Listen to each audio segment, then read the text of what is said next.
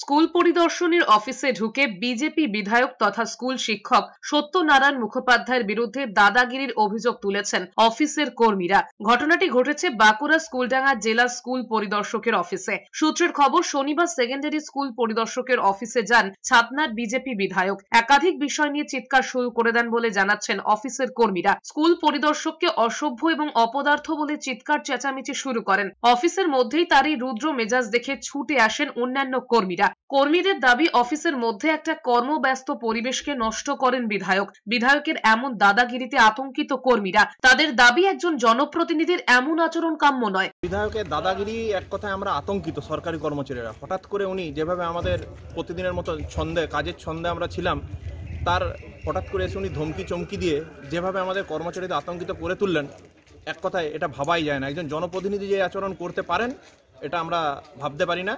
তবে বিধায়ক দাদাগিরি অভিযোগ মানতে নারাজ। তার পাল্টা দাবি, বহিরাগত লোকজন এনে অফিসের কর্মীরাই গায়ের জোর দেখিয়ে তাকে বের করে দেবার চেষ্টা করেন। Loan, PF loan not refundable, সেটার কাগজপত্র জমা দিই।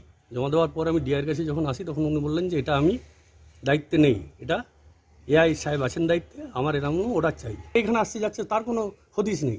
সিসিটিভিটাকে বন্ধ করে রাখা হবে। আমার যিনি অভিভাবক বিধানসভার স্পিকারকে আমি বিষয়টা জানিয়েছি এবং উনি বিষয়টাকে ভালোভাবে অনুধাবন করবেন, আমি লিখিতভাবে জানাবো।